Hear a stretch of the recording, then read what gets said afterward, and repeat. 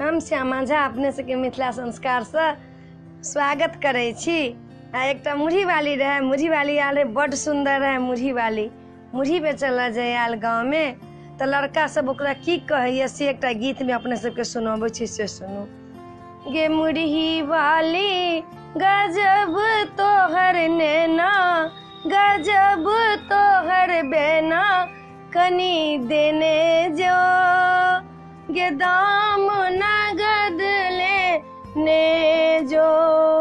गे मुरही वाली गजब तोहर नैना, गजब तोहर बेना, कनी देने जो गे दाम नगद लेने जो।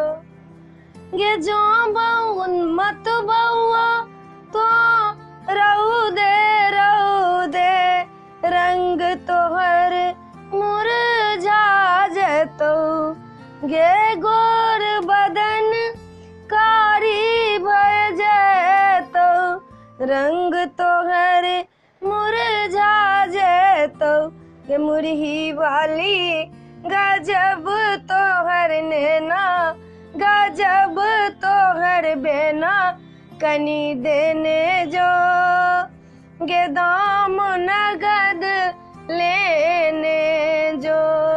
गे मुरही वाली गजब तोहर नैना, गजब तोहर बेना, कनी देने जो गे दाम नगद लेने जो। गे एक छौ मुरही के मोटरी, दोसर छौ जवानी के भारी।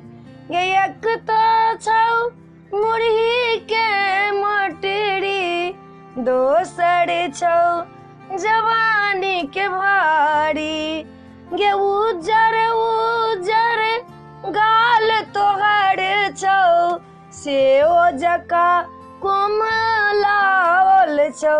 गे मुरही वाली गजब तोहर नैना, गजब तोहर बेना, कनी देने जो गे दाम नगद लेने जो।